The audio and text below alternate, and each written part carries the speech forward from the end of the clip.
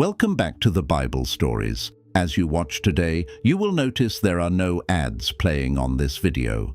That is because YouTube has completely demonetized our channel. We now depend on support from viewers like you to keep making these videos. If the videos on our channel have blessed your life, please consider supporting us by scanning the QR code on your screen or clicking the link in the description. "Turn the other cheek" is one of Jesus's most quoted lines and one of his most misunderstood. Many hear it and think, "So I'm supposed to be a pushover?" Others use it to silence any pushback against wrong.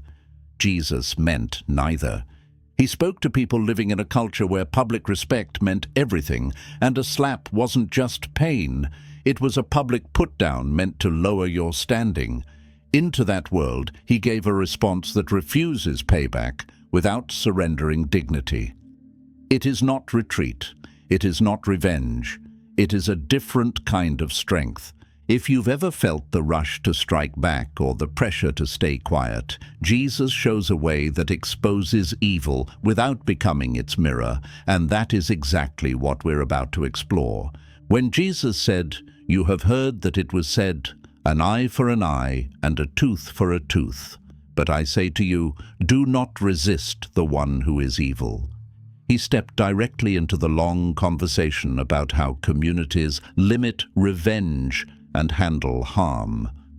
The old rule, eye for eye, was never a command to take revenge in private. It was a legal limit meant to stop the spiral where one injury turns into a feud that never ends. Jesus knew that principle had helped restrain violence in courts and councils, yet he also knew how easily a good boundary becomes a shield for the heart that wants to strike back and still feel justified. So he addresses the listener at the most personal level and says that the disciple of the kingdom does not meet harm with equal harm when the injury is an insult, a petty legal squeeze, or a forced humiliation. He is not overturning the responsibility of rulers to punish real crimes. He is narrowing the lens to the moment when your pride is hit, when your coat is taken to prove a point, when your time and body are pressed into service you did not ask for. In that field, the law of even exchange gives way to the law of generous courage. Matthew preserves Jesus' words carefully and then places beside them three living pictures. The slap on the right cheek, the lawsuit for the tunic, and the soldier's mile are not separate topics, but one line of teaching drawn from life.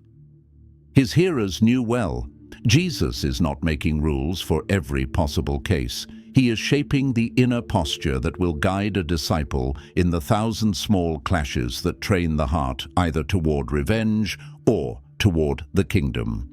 He begins with the insult that strikes your dignity. Then he moves to the legal setting where someone uses the system to squeeze you.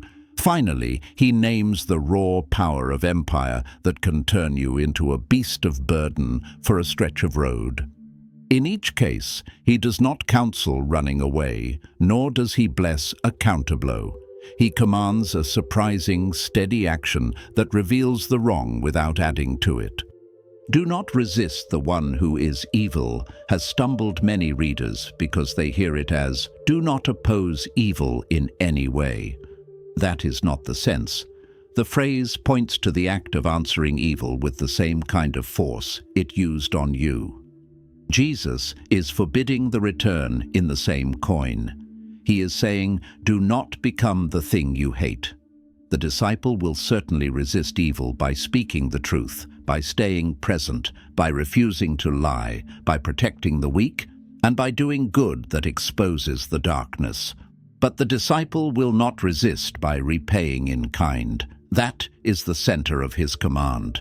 When he adds, "If anyone slaps you on the right cheek, turn to him the other also," he is not inviting personal ruin. He is unmasking the small tyrannies that feed on our need to get even and protect our pride.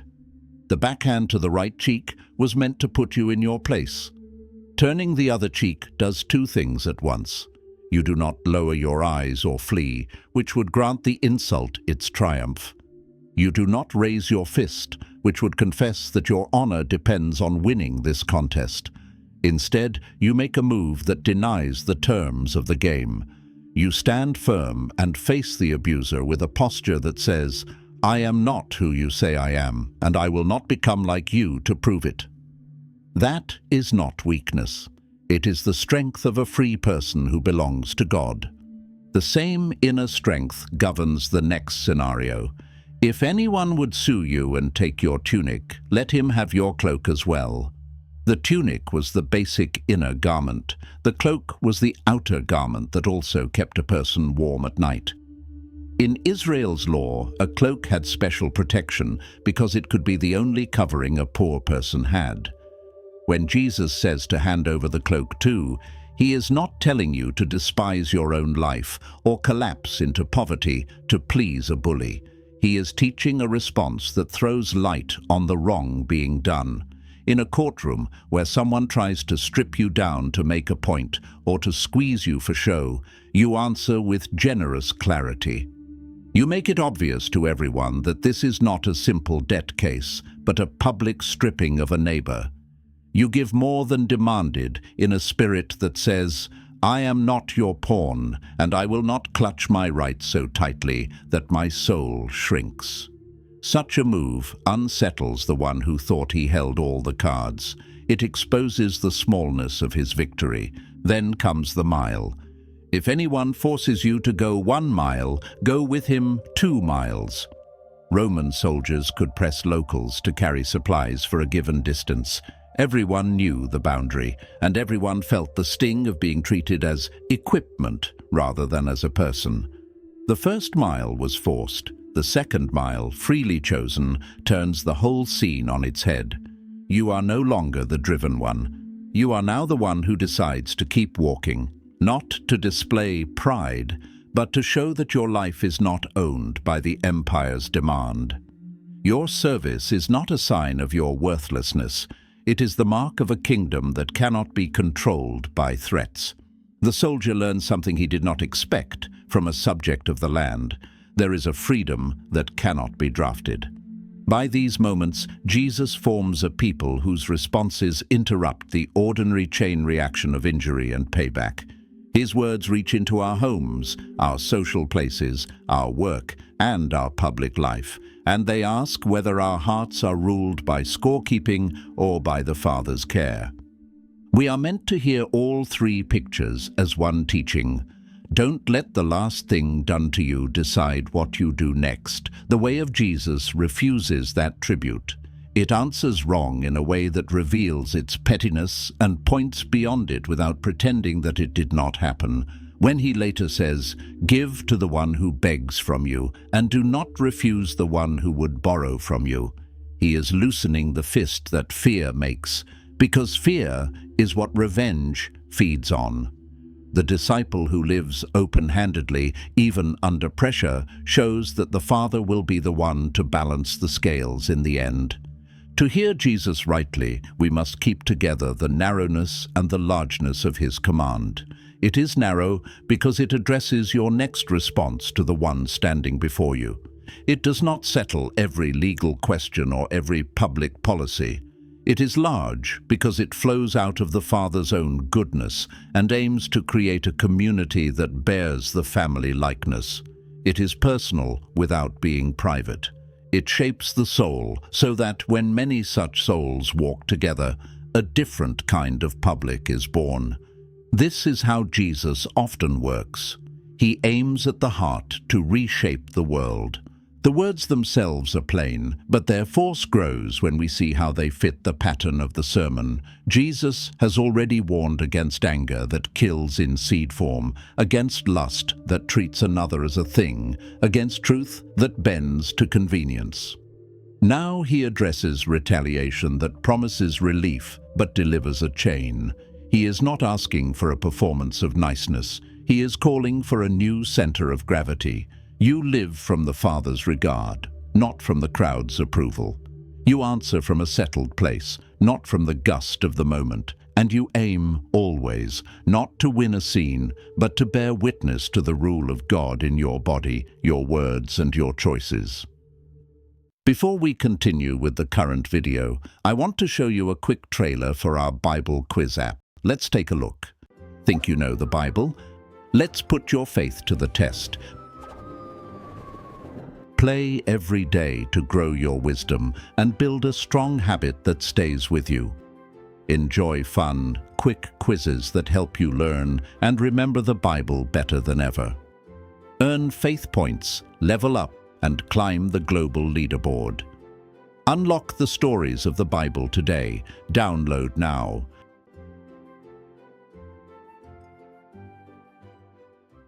If we wonder whether such a path makes any difference, we should notice that Jesus does not measure success by immediate change in the offender.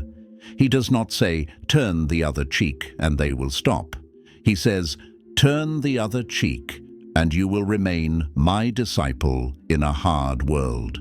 That is the first victory. And yet, it is also true that the steady responses he commands create space where the conscience of the offender can wake up. The one who slaps, sues, or drafts expects to meet fear or rage. When he meets neither, something odd has happened in the world he thought he understood. That opening has led, again and again in the church's life, to small conversions and sometimes to great ones. But even when it does not, the disciple has kept faith with the teacher, and that is enough.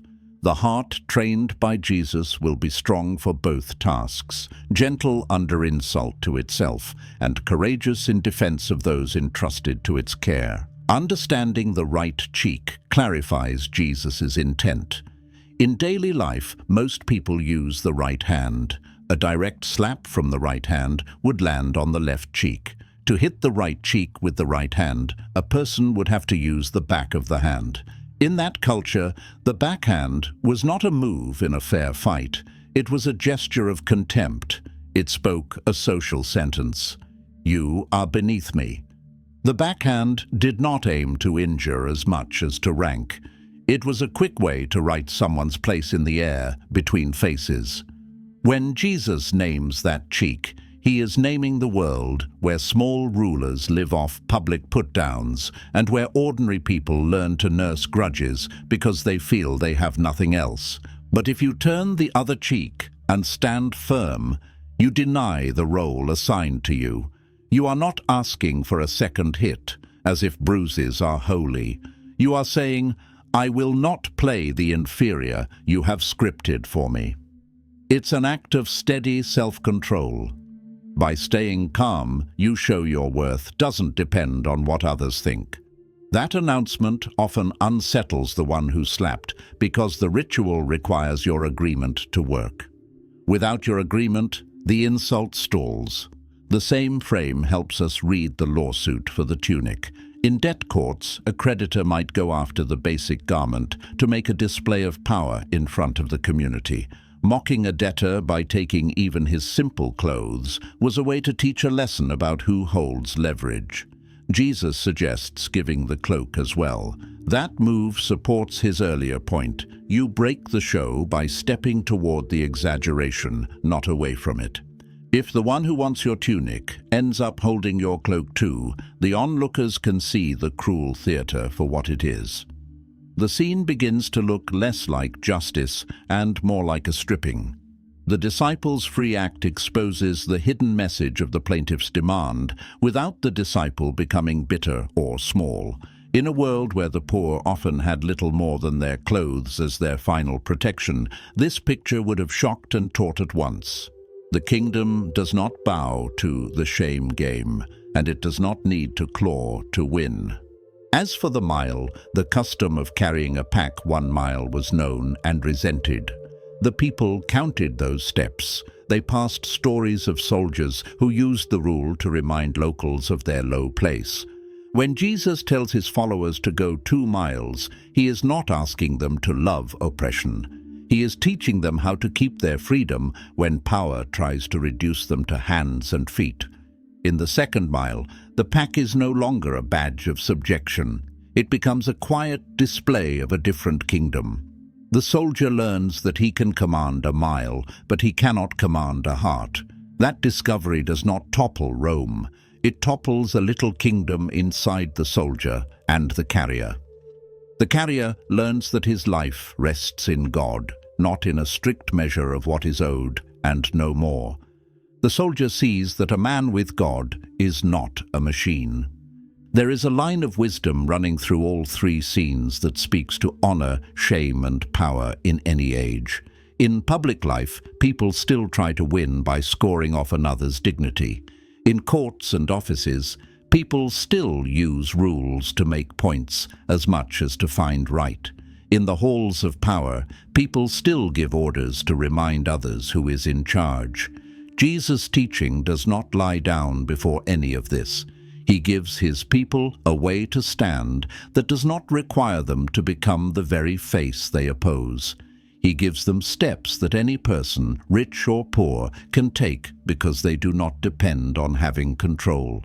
These steps begin with a face turned toward the offender, not away from him.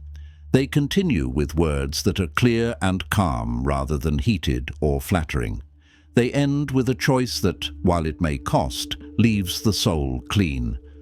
We should also note how Jesus' pictures match the law's original aim to protect those who could be crushed. The old rule of eye for eye was meant to stop elites from punishing small slights with massive penalties. Jesus takes that impulse to protect and carries it into everyday behavior. He assumes that the ones listening to him will be the ones pressed, not the ones pressing. Yet in his words there is hope for both the pressed and the presser. The pressed learn a path that keeps them human. The presser is confronted with a humanity he cannot control. Sometimes that shock begins the long road to repentance. Even when it does not, God is praised by the existence of a people who will not be mastered by shame, money, or raw force. The clearest measure of any command is the life of the one who gave it.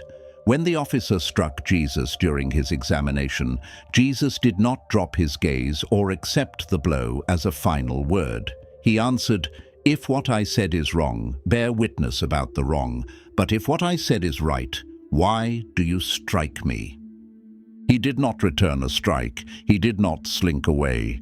He asked for a reason. He brought the moment into the light of truth. That is what turn the other cheek looks like when the stakes are public and the room is hostile. He keeps his poise and he speaks. Elsewhere, we see his steady refusal to let others set the terms of his mission. In his own town, when rage boiled and a crowd intended to throw him off a cliff, he passed through their midst and went on his way. He neither cowered nor lashed out. He did not let the immediate anger of others decide his ground. Later, when confronted with tricky questions meant to trap him, he answered with clarity that exposed the trap without insulting the questioners as beyond hope. He could speak firmly, but it was to tell the truth, not to get even. We must also reckon with the day he cleansed the temple courts.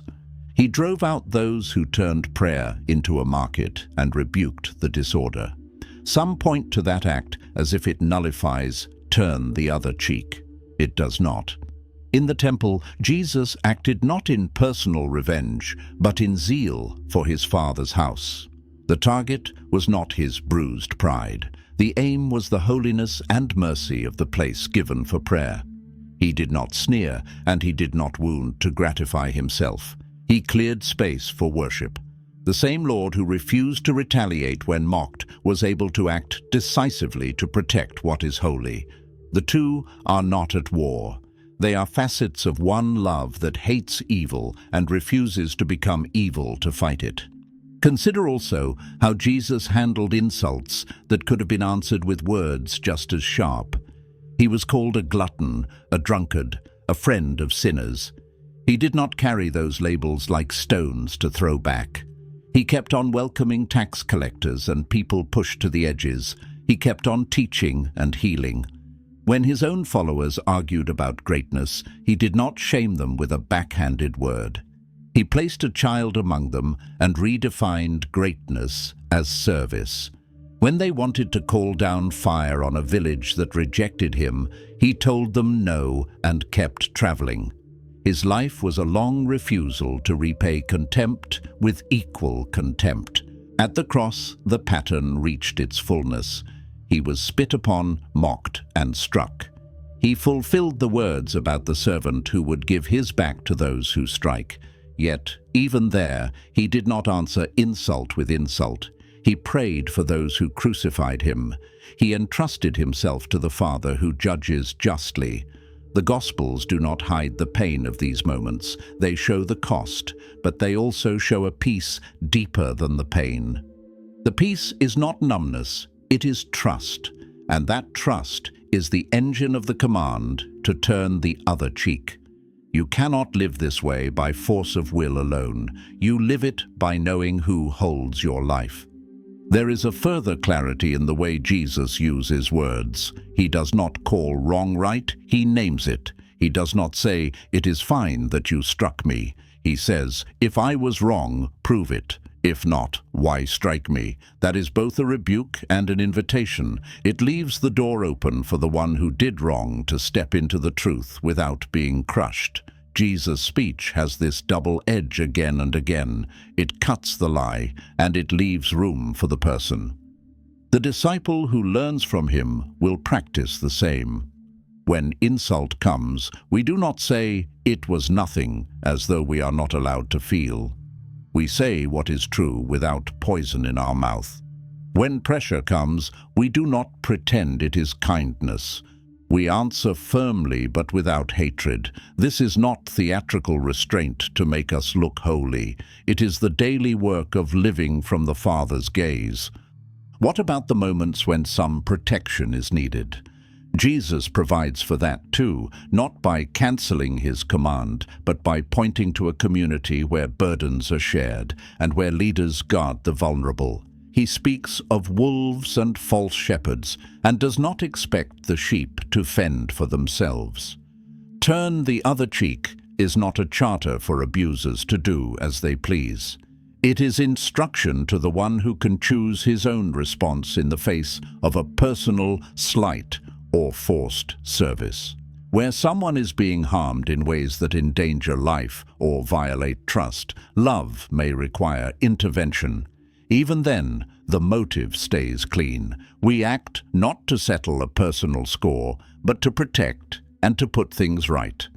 The line between vengeance and justice is often drawn by the heart's aim. Jesus' life helps us sense that line. There is another way he lived this teaching that we can overlook. He practiced it in small, private ways that the Gospels hint at but do not dramatize. He withdrew to pray rather than to simmer. He spent time with friends instead of dwelling on the insults. He served at tables and fed crowds. These are not escapes from conflict. They are positive acts that crowd out revenge by filling the day with good. The heart that turns the other cheek is not empty. It is busy with love. Resentment needs idle time and inward rehearsals to grow strong. Jesus gave resentment little room.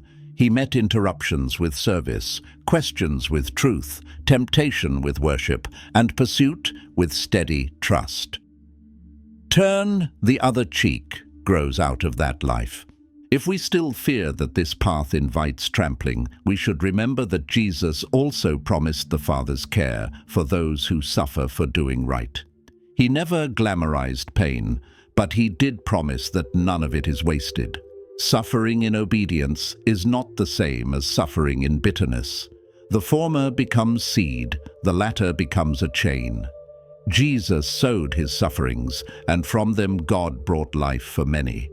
The disciple will sow small seeds of the same kind, trusting that the Father knows how to bring fruit from losses that seemed petty or even senseless at the time. Long before Jesus' birth, Israel's scriptures spoke of a servant who would obey God, face shame, and set many right. The servant declares, "I gave my back to those who strike, and my cheeks to those who pull out the beard. I hid not my face from disgrace and spitting." That picture is not simply pain endured. It is willing faithfulness under provocation. The servant remains steady in his mission, though he is treated as nothing. He does not return violence, yet he is not silent in despair. He sets his face like flint, trusting that God will vindicate him. When Jesus teaches turn the other cheek, he is not inventing a new ethic from the air. He is drawing from and fulfilling this servant pattern. His words become flesh in his own life, and through his disciples they continue to be seen in the world. The servant songs also speak of bearing sin and bringing healing. The one who does not answer blow for blow becomes the channel through which God's mercy flows. This opens a deeper layer in Jesus' teaching. Turning the other cheek is not merely clever strategy to embarrass an opponent. It is a way of sharing in the servant's mission to overcome evil without becoming evil. It becomes a sign that a new age has dawned, an age where God's reign works, not by the sword, but by the cross-shaped love that absorbs wrong and returns blessing. That does not mean we pretend evil is not evil. It means evil does not get to decide the shape of our actions. We see hints of this pattern in the Psalms too, where the righteous sufferer entrusts his cause to God rather than taking it into his own hands. He cries, he prays, he waits, and he praises. He asks God to act because he refuses to act like a thug. Jesus stands in this stream. At his arrest, when a disciple drew a sword and struck, Jesus told him to put it away and explained that more than 12 legions of angels were at his call. He could have chosen force. He chose the cup the Father gave him. His choice did not end in shame. It ended in resurrection. That is why his command carries hope and not only cost. The servant's pattern leads through pain to life. When we hear the servant's voice in Isaiah and see Jesus' face in the Gospels, we are invited to trust that this way of absorbing shame without returning it is not foolishness. It is the wisdom of God. From a distance, it can look like failure because the scene often ends with the disciple still bearing the loss of an insult or an extra mile.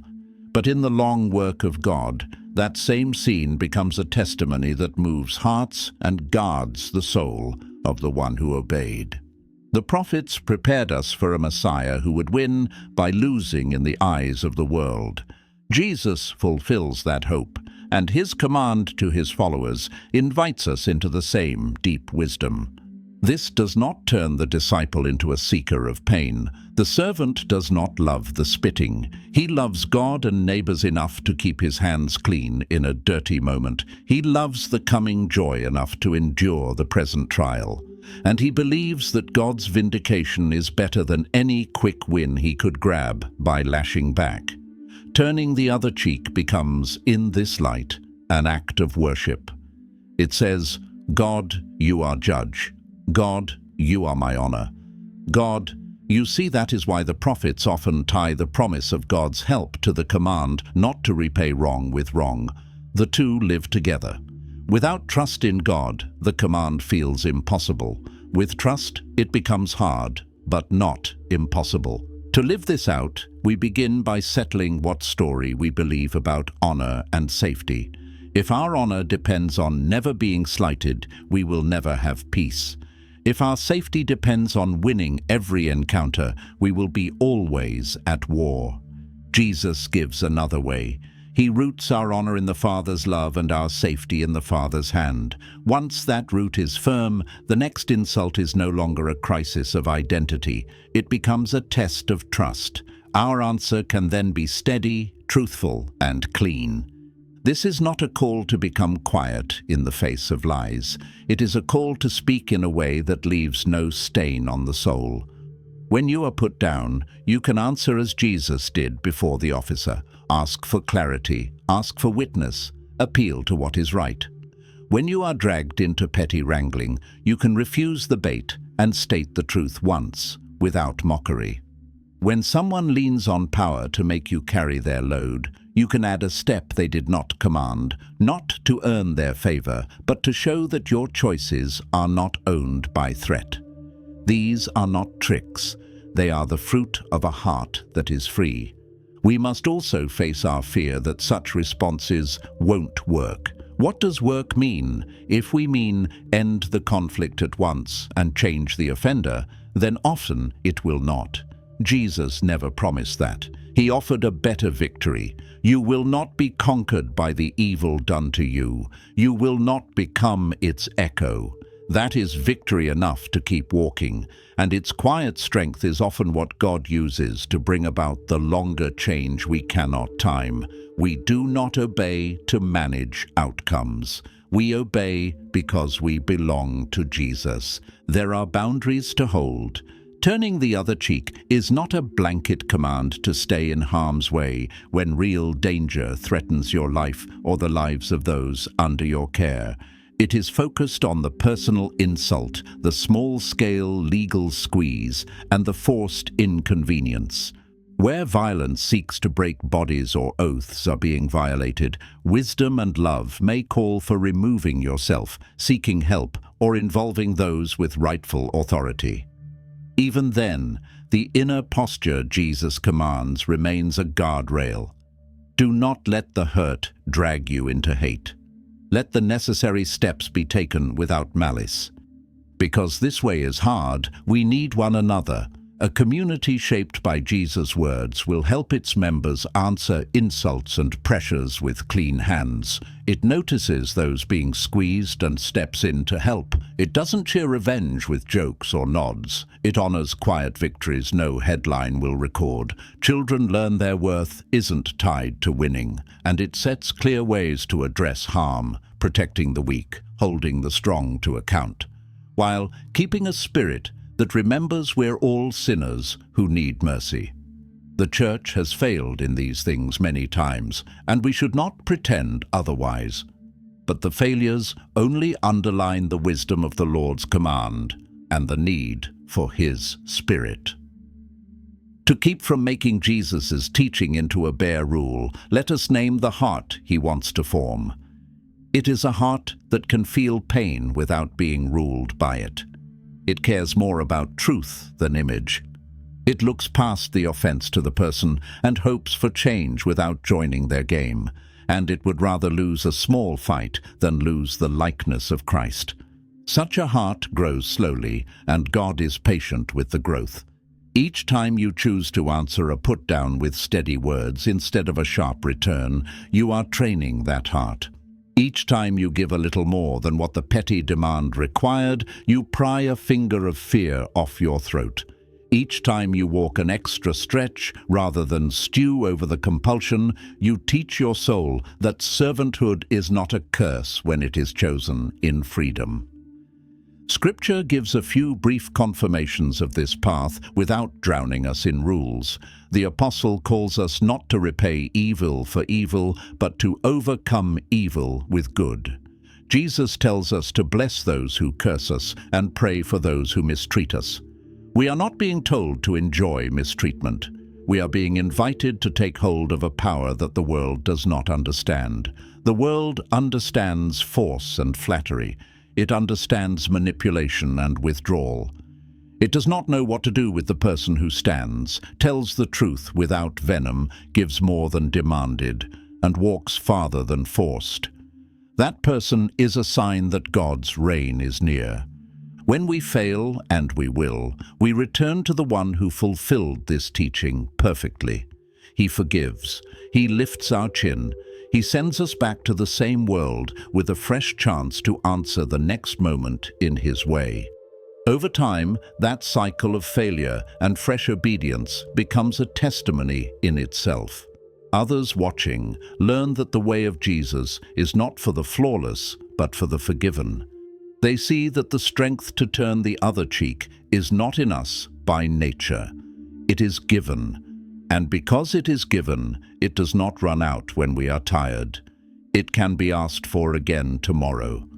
Living this way will sometimes mean letting the last word belong to someone else. That is one of the hardest parts. We want to clear our name, to defend our honor, to point out every unfair edge. There are moments when a clear, brief word is right and good. There are also moments when silence says enough.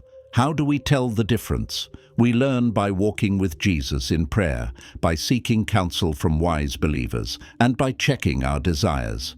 If I want to speak mainly to humble another, I should wait. If I want to speak to put light on the truth for their good, and for the good of others, then a few careful words may serve.